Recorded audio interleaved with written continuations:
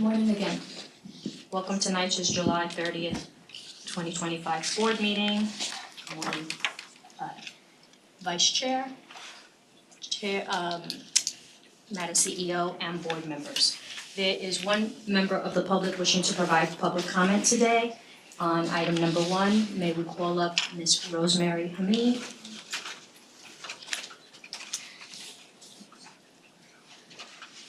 Please, no comments are limited to 3 minutes. Thank you. You're welcome.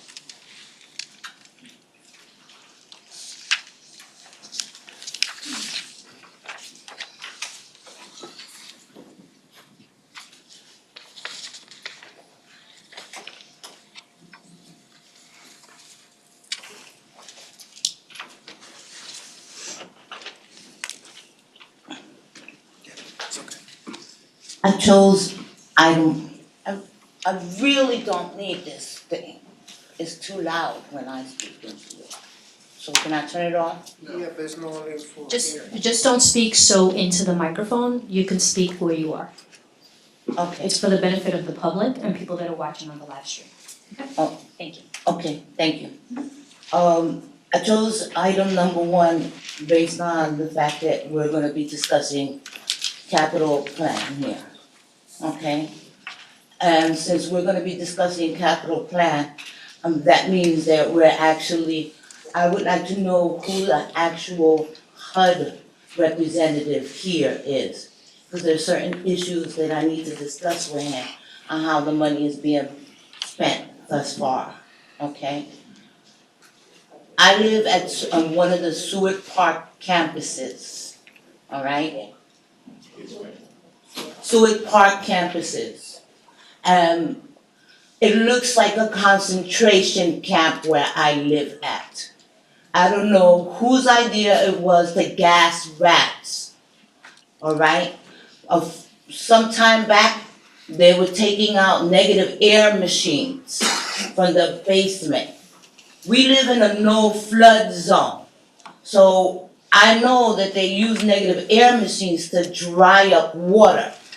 But if you live in a no flood zone, what was the purpose? It was so hot that there was no air in the building.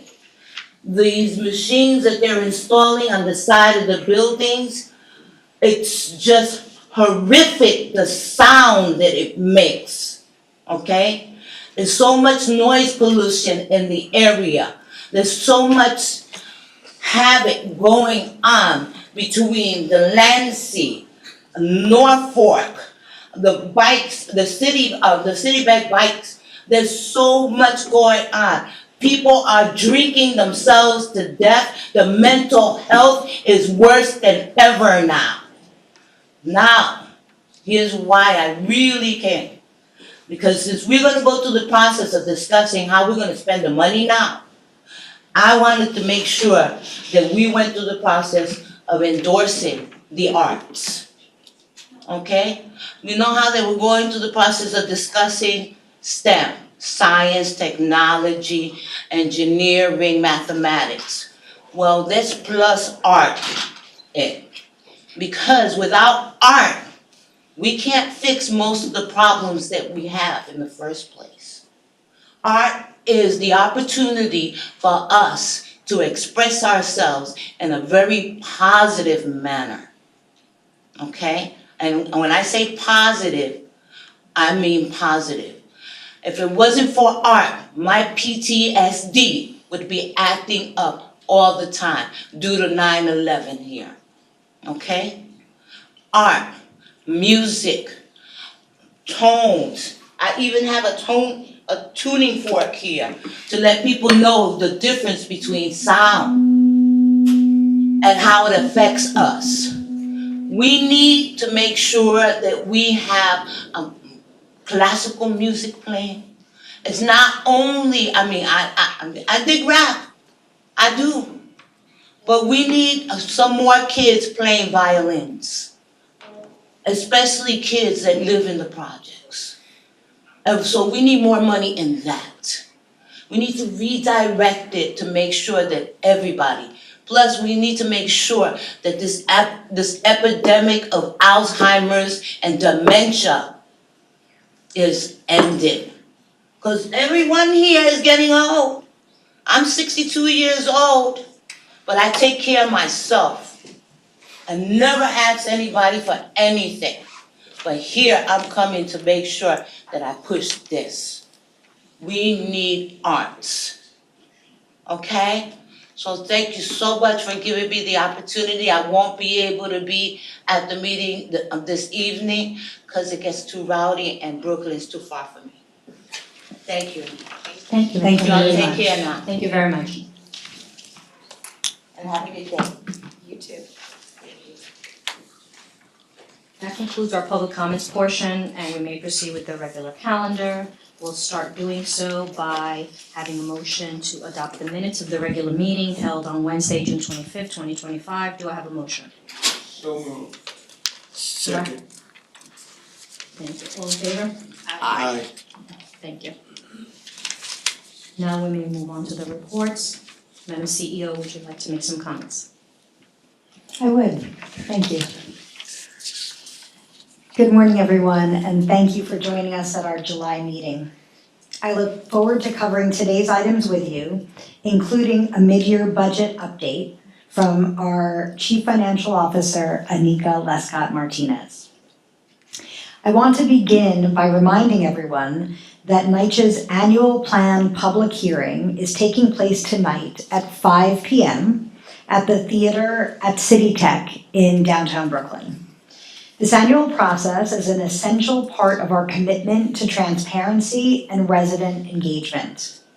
We invite residents, community partners, and advocates to attend and share feedback that can help guide our priorities for the year ahead. At the federal level, we continue to face significant uncertainty around public housing federal funding. Proposed budget cuts in Washington would have real, tangible consequences for our residents, from delaying capital repairs to reducing vital services like maintenance and other support. We're actively working with our city, state, and federal partners to advocate for the resources our communities need and deserve. At the same time, we're making major progress through our PACT program. In June, we closed on a $593.7 million financing deal to fully renovate over 1,400 apartments across the Northwest Bronx scattered sites. This transformation will bring critical upgrades, including new kitchens, bathrooms, roofs, heating systems to more than 3,000 residents. It's an example of how we're preserving public housing for the long term while improving the quality of life for our residents now. We also recently completed state-funded infrastructure upgrades at 24 developments citywide. These investments, which include modernized elevators, upgraded heating systems, and repaired building facades, benefit nearly 39,000 residents and reflect the kind of long overdue improvements that make buildings safer, more resilient, and more livable. We're grateful to our partners at the state for making these improvements possible. Thank you again for joining us at today's board meeting. Thank you, Madam CEO. We will now proceed with our mid-year budget update presentation by EVP and Chief Financial Officer, Anika Lescott-Martinez.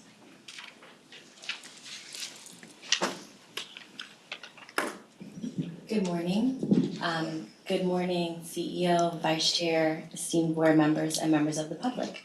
Really pleased today to provide a mid-year update to the board regarding our 2025 budget.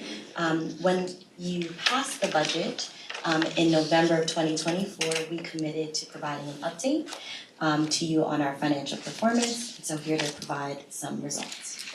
So to start, as of June 30th, 2025, NYCHA has met our budget targets related to our revenue and expenses, and we are on track to achieving a balanced budget by year end.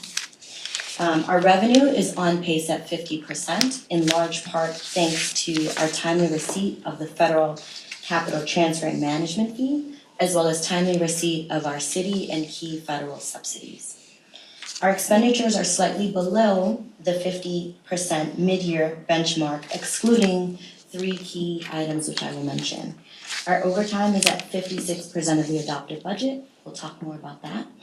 Our fringe benefits are slightly higher as well at 51%, primarily related to our workers' compensation, our overtime costs, as well as our collectively bargained union increases. So that is to be expected as well.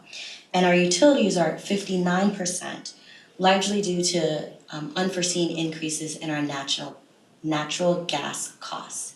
So despite these pressure points, we remain very confident that we'll achieve balance at year end through continued fiscal oversight. Next slide.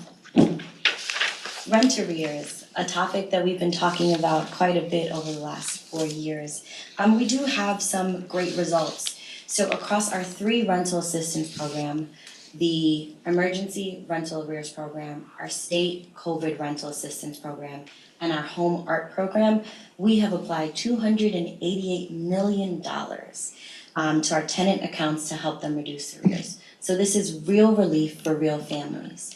And you're starting to see that when you look at our graph. We're currently at $448 million of arrears, down from our high at $524 million just at the end of last year. Our cumulative rent collection rate, which includes our arrears and all new charges, stands at about 70%, which is almost to where we were in 2021. So again, the tide is certainly shifting. And notably, our collection rate on our new charges over the last 6 months is 86%. This is similar to what you're seeing in the private market. So what this means is that while our families continue to struggle with their rent arrears, they are paying their new charges, and that is particularly helpful as we look to our annual budget situation. Approximately 64,000 of our current households, which is about 42%, owe some dollars to NYCHA, and this percentage has stayed about stable over the last couple of months. Next slide.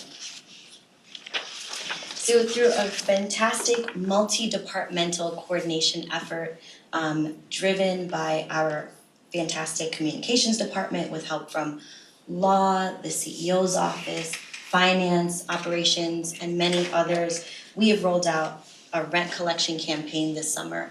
And so our goal here is to continue to provide information and timely information to the residents on the ground at the developments about paying their rent, how to pay their rent, and what to do if they need help. What we found is that if we can stop arrears from aging, it is easier for the households to keep up. So that's kind of our goal. If we can get them to address the arrears through payment plans, through one-shot deals, through our various rental assistance programs, they can remain current and in good standing. So we've started to see the preliminary results of that, and we anticipate that as we get to year end, our rent collection rate will continue to improve as a result. Next slide. Overtime. So in November, when we adopted our budget, we committed to reducing our non-emergency overtime spending. It has taken a significant amount of work from our partners in operations, and we are starting to see the fruit of some of their efforts. So as of pay period 13, which is in June, we've spent $103 million in overtime, which is an average about $17 million per month. Over the same period in 2024, for comparison, our spending was $105 million. On its face, that number doesn't mean much, but what we are seeing over the last couple of pay periods are significant decreases in our overtime spending, and we think operations is inching closer to actually meeting their budget targets. So like prior years, most of the overtime is done by our caretakers and maintenance workers. These are the folks who are on the ground at the developments providing timely repairs, cleaning facilities for our residents. Our scheduled weekend and holiday overtime hovers at around 36 million or 35%. There's not really much we can do about that. We are required to have coverage on those days, and so that number has remained stable. However, Notably, our no comment overtime, which is overtime for which someone did not tell us what they were doing, used to be a real challenge for NYCHA. And currently it's at $4 million, which is the lowest we have seen in many, many years. So it is a significant decrease and really shows the value of concerted efforts in operations. So huge thanks to Dan Green and all of our borough VPs who have really been holding the line on these results. Next slide.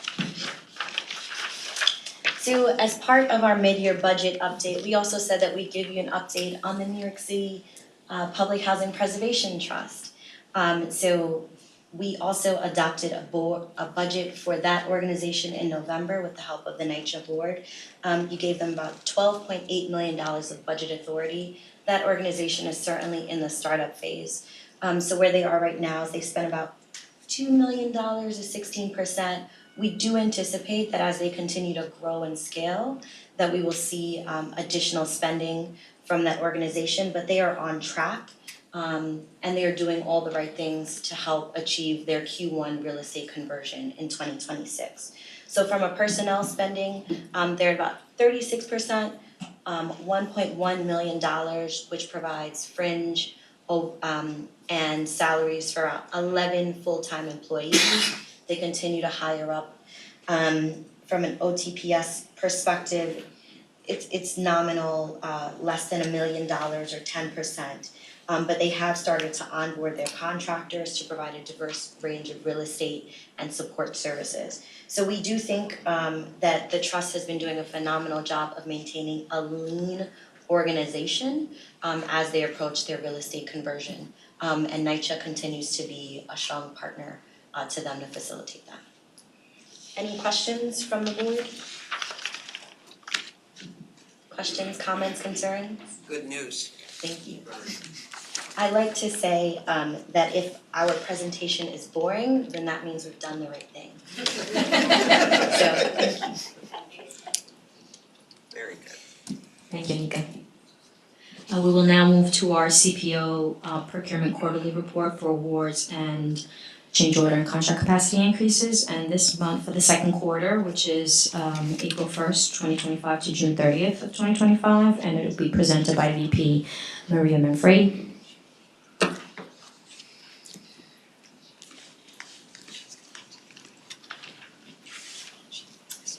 Good morning, board members and colleagues. My name is Maria Manfredi. I am the Vice President of Procurement. I will be presenting the CPO quarterly report on behalf of Sergey Panecke, NYCHA's Chief Procurement Officer. This report covers the second quarter of 2025 from April 1st to June 30th, 2025.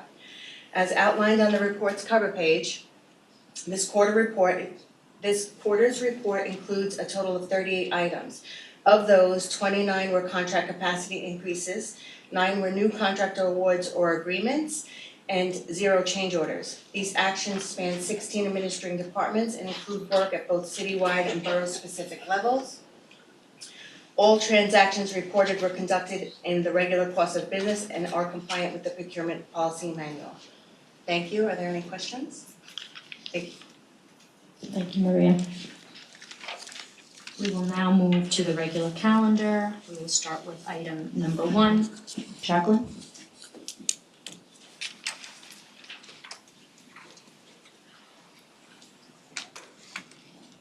Good morning. Good morning, board members. My name is Jacqueline Sullivan. I'm the Senior Vice President for Healthy Homes, and I'm presenting on item 1 today. Item 1 is requesting authorization to award a citywide contract for ventilation system upgrade, modernization, and maintenance work to E&L Mechanical Incorporated. This contract has a not to exceed amount of $10 million. The total projected labor hours are 20,800 with 5,200 Section 3 labor hours. Please let me know if you have any questions.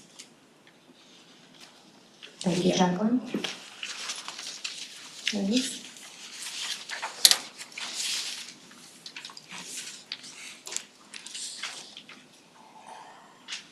Good morning, everyone. Okay. Good morning, board members and colleagues. My name is Erenice Tavares. and I'm the VP for Manhattan Public Housing Operations, and I'll be presenting item number 2 on behalf of Property Housing Operations. We're seeking your authorization to award an IDIQ contract to the lowest responsive and responsible bidder, Encore Construction Contracting, Inc., for all-inclusive maintenance and move-out unoccupied apartments, occupied apartments involved in court proceedings and public spaces citywide. The first lowest bidder, Just Paint and Tile Inc., was deemed non-responsive due to failure to submit completed form of proposal as required by the authority's bid documents. The IDIQ contract includes a 3-year term with a 2 one-year renewal options to be exercised at the authority's discretion. We are requesting authorization for the not to exceed amount of $10 million. Total labor hours is 50,000. Section 3 labor hours is 14,000. A condensed vendor check was conducted on April 10th, 2025, and reviewed by the Procurement Ethics and Vendor Responsibility Department. No issues were found that would preclude the award. Thank you for consideration. Any questions? I just have a comment. I again want to thank you for all the help that you and your team, as well as Ms. Trimble's office, for all the help you give me whenever there's a concern or any kind of an emergency at all the sites that I constantly bother you with. And I go through the corporate secretary's office on a constant basis, so thank you very much. You're welcome, and it's not a bother. I'm happy to help. And thank you for escalating. Thank you. Thank you, Ernest. Item number 3, Michael.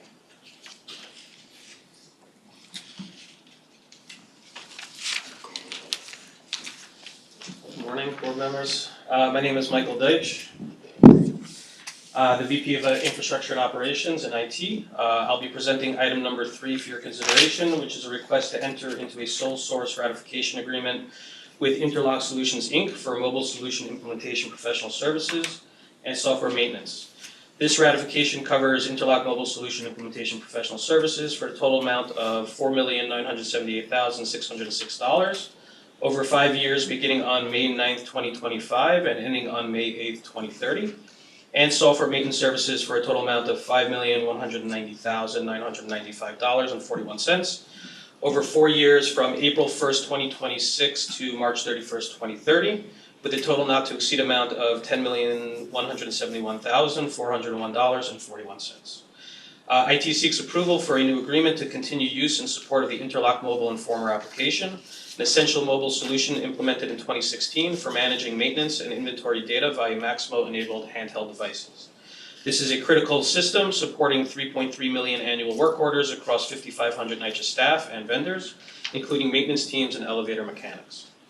It provides operational efficiencies, enabling real-time repair updates, improves communications, and supports both corrective and preventive maintenance. It is in broad use, utilized by maintenance skilled trade supervisors and elevator mechanics to manage field operations effectively, and provides ongoing support, which Interlock provides exclusive certified services to maintain and enhance related systems for asset management, inspections, inventory, and overtime approvals. This agreement ensures uninterrupted service and continued performance improvements for one of NYCHA's most vital operational platforms.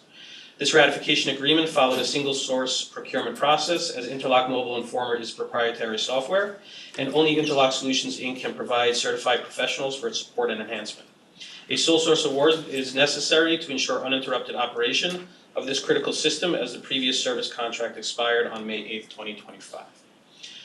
For other economic opportunities, Interlock commits to allocating 3% of its NYCHA contract award as loans to S3BC companies over 5 years. They will coordinate with NYCHA's Reese office to promote this opportunity, contribute to existing S3BC loan programs, which is not limited to this contract. If such programs are unavailable, Interlock will directly inform S3BCs and accept loan applications themselves while documenting the loan process. The number of S3BC companies to be supported will be determined based on guidance from NYCHA Reese team. Interlock will allocate 180 hours per year for 5 years at the Mobile Informer developer rate applicable each year, totaling $149,412 over the duration of the contract.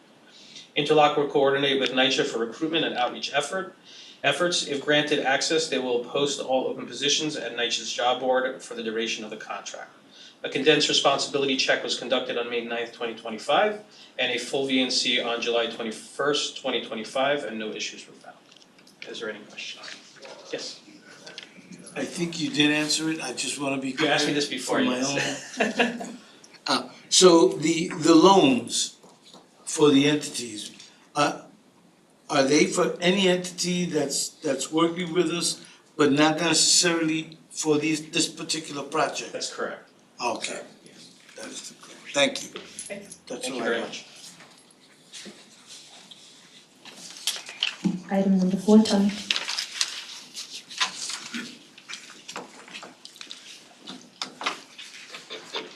Good morning.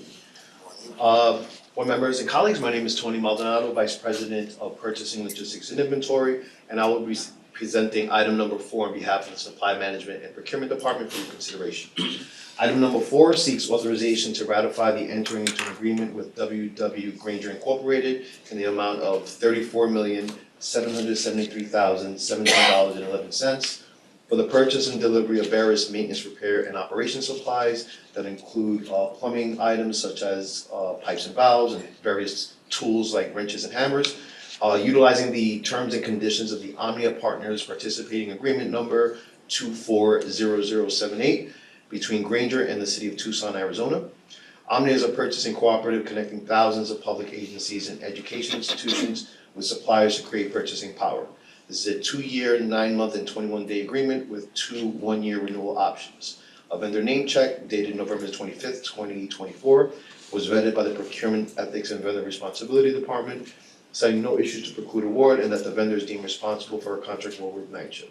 Given that this contract is for goods only, a Section 3 hiring plan is not required. Any questions? Thank you, Tony. Oliver?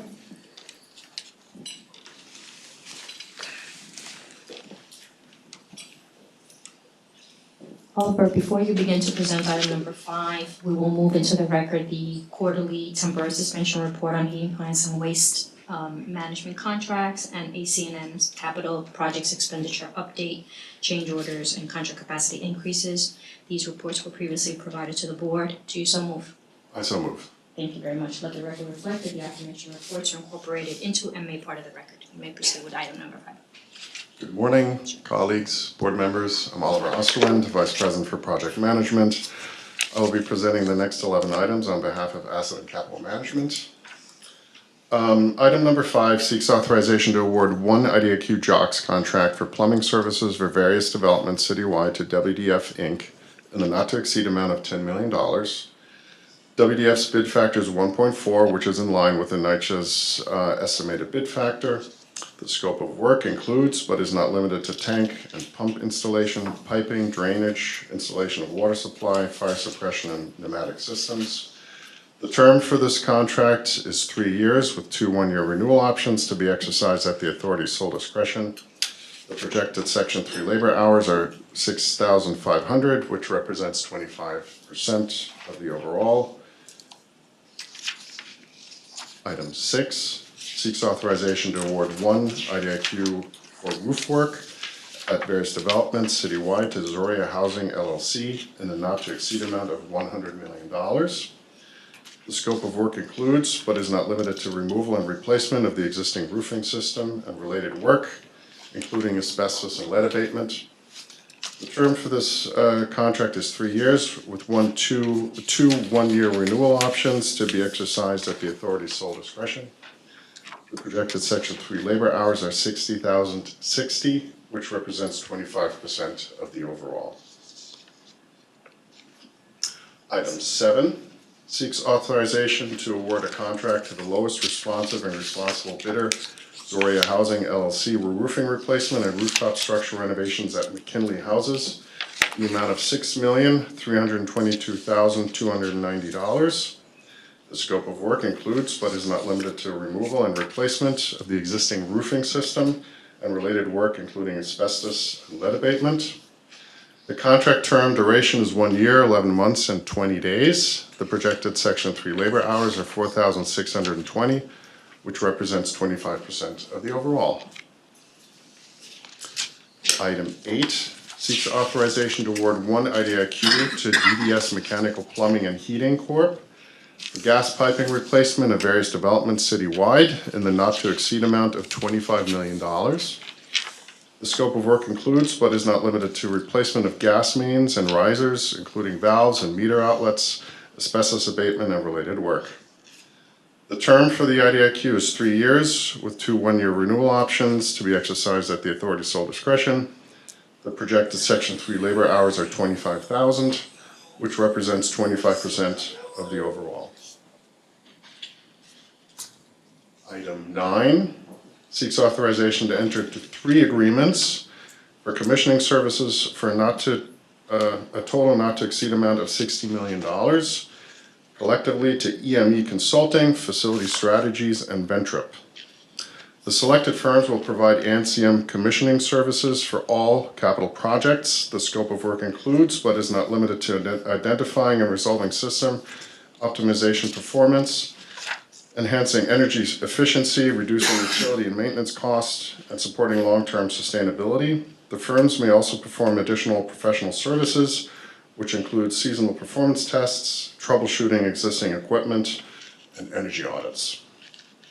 The term for the agreements is 3 years with 2 one-year renewal options to be exercised at the authority's sole discretion. The projected Section 3 labor hours are 3,400 for Ventrip. EME Consulting and Facility Strategies will be providing other economic opportunities as follows. EME Consulting has committed to hiring 1 administrative support staff and providing 2 summer internships to assist with architectural and engineering analysis. Facility Strategies has committed to collaborating with Reese and providing summer internship opportunities for Section 3 residents, pursuing careers in engineering or related technical fields, and in addition, the firm is committed to offering technical support and consulting sessions to certified Section 3 business concerns. Item 10 seeks authorization for a contract capacity increase in the amount of $12,500,000 to TR Pipe. The letter of award was issued for a 3-year term, which commenced in June 18, 2025, and is continuing through June 17, 2028, for the amount of $25 million. The scope of work includes, but is not limited to, excavation and trench construction between buildings, installation of new underground steam and condensate piping, abandoning in place the existing distribution piping, provision of new underground electrical conduit systems, site protection, and asbestos abatement. Currently, there are no other active IDIQ contracts available to complete the replacement of underground steam and condensate pipe projects, and this IDIQ contract is identified as best to address these needs.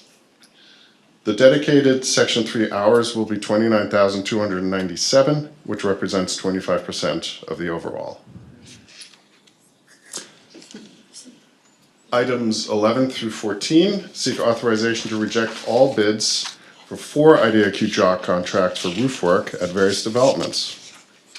In January of 25, ANCM competitively bid 5 IDIQ jobs, and 1 bid was awarded in June of this year. The first, second, fifth, and sixth lowest bidders were deemed non-responsive for failure to adhere to all submission requirements as outlined in the authority's bid documents. The fourth lowest bidder, WDF, was deemed ineligible to receive award of this IDIQ JOC, as the authority's bid documents limit award of no more than 1 IDIQ to any one vendor, and the authority seeks to award 1 other IDIQ JOC to WDF. Items 15 and 16 seek authorization to reject all bids for 2 IDIQ JOCs for plumbing work at various developments. In March of this year, ANCM competitively bid 3 IDIQ JOCs, and 1 bid is currently under consideration for award under board item number 5. The first, second, third, and fourth lowest bidders were deemed non-responsive for failure to adhere to all submission requirements outlined in the authority's bid documents. And that's it. Yes, sir. Member Belmonte? We're down to like the 5th bidder and we've rejected WDF because they've performed other work. Is there a mechanism to allow them to have an exception to the rule? But it just seems like they would be the best person to perform the work? I think if we changed that condition, we'd have to rerun that procurement, because it might change how other companies would have bid on that particular procurement. So retroactively, it would kind of derail the overall procurement. So no, we would not be able to do that, okay? And we haven't in the past. Okay.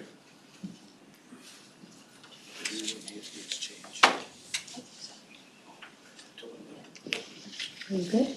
Okay, Looks finished? all right, thank you. Thank you very much.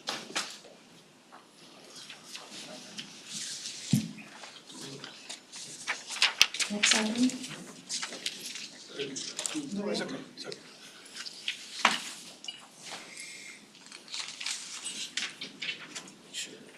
Morning again. Hi, Maria Manfredi, Vice President of Procurement. I will be presenting item 17 on behalf of Supply Management and Procurement Department for your consideration. Item number 17 seeks your approval to amend NYCHA's procurement policy manual, originally issued in January of 2021 and most recently updated in November of 2024. These revisions are part of our broader transformation efforts and aim to strengthen contract oversight, clarify reporting obligations to the board, and streamline the document structure. The key highlights of the changes are, first, outdated references in section 5D have been removed and all reporting requirements have been consolidated into a new dedicated section to improve clarity and usability. Second, the requirement to report change orders and contract capacity increases under the board approval threshold was not codified in the previous version of the PPM, even though they were being reported. This revision now includes reporting of change orders and contract capacity increases to the board quarterly by either the Chief Procurement Officer or the Chief Asset and Capital Management Officer or their designee. Third, we've added practical reference tools including a board approval and reporting threshold example chart and a version control log to support transparency and version tracking. Finally, we made formatting updates and minor language edits throughout the manual to better reflect current policy and ensure consistency across sections. These updates memorialize existing practices, ensure consistency, and reinforce accountability as NYCHA continues to improve procurement oversight. We respectfully request the board's approval of this revised version of the procurement policy manual. Thank you. Any questions? Thank you. Thank you, Maria. Our last item is presented by Jeffrey Lesman.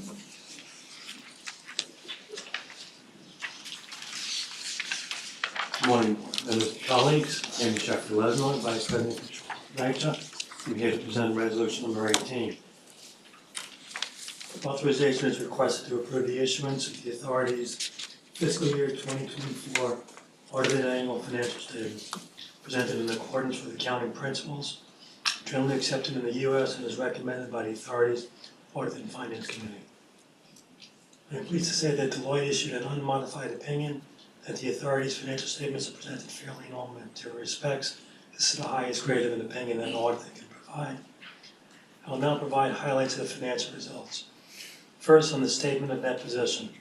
Total cash and investments of approximately $1.0 billion at the end of 2024. $179 million decrease, largely due to continuing shortfalls in rental collections versus bill, and timing differences in reimbursements from the city and other grantors. Accounts receivable net increased by approximately $600 million, largely due to timing differences in collections of grants and subsidies from the city and federal agencies. Capital assets in the aggregate are $11.2 billion, representing an $800 million increase above 2023 due to continued increase in building improvements. Current liabilities are $1.7 billion, which is a $244 million increase for 2023. Much of the increase is due to a very large accrual for capital asset purchases in 2024. Pollution remediation liability, current and non-current combined, increased by $537 million to $4.9 billion due to three factors: an increase in lead positivity in XRF testing from 43% last year to 46% this year, due to an increase in tenant relocation costs, and due to an increase in contractor abatement costs related to the lead abatement program. Long-term debt was reduced by $78 million to $522 million, largely due to a $20 million prepayment of the HTC 2009 Series L1 bond and 46 million normal debt service on the capital fund revenue bond series. Highlights of the statement of revenue, expenses, and changes in net position. Operating revenues increased by 109 million to 1.1 billion. This is largely due to an $82 million reduction in the allowance for uncollectible accounts as relates to expected rent collections estimate through the Home American Rescue Plan, called HOMAR. These funds were received in April of 2025. In addition, in 2024, NYCHA received most of the $35 million funds through the COVID rental assistance program, which added to operating revenues. Operating expense increased by 400 million to 5.6 billion. The biggest driver is $289 million increase in rent for leased dwelling, which is the Section 8 program, resulting from higher housing assistance program payments per voucher unit and an increase in the number of voucher units. But this expense was roughly offset by an increase in HUD subsidy. Non-operating revenues grew by 866 million to 4.5 billion.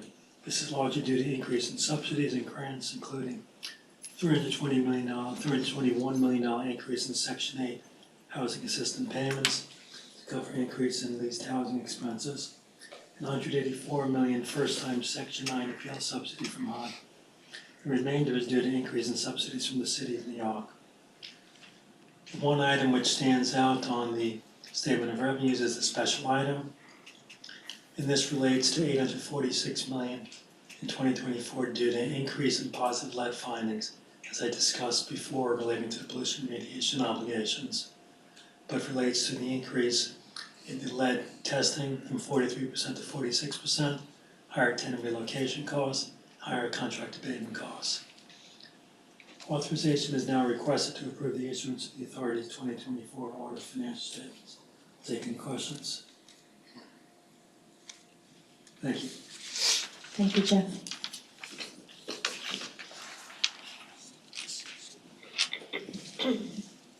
There are no more items on the agenda, therefore I ask that we make a motion to approve the 18 items that have been presented. Do I have a motion? So moved. Do I have a second? Gavin, thank you. All in favor? Aye. None opposed? Being that all matters have been heard, do we have a motion to adjourn? Cooley. Thank you. Second. I'll second. All in favor? Thank you. The recorded end time is 10:55 a.m. And just reminding everyone that our next meeting will be on Thursday, not Wednesday, Thursday, September 18th. Thank you. See you all then.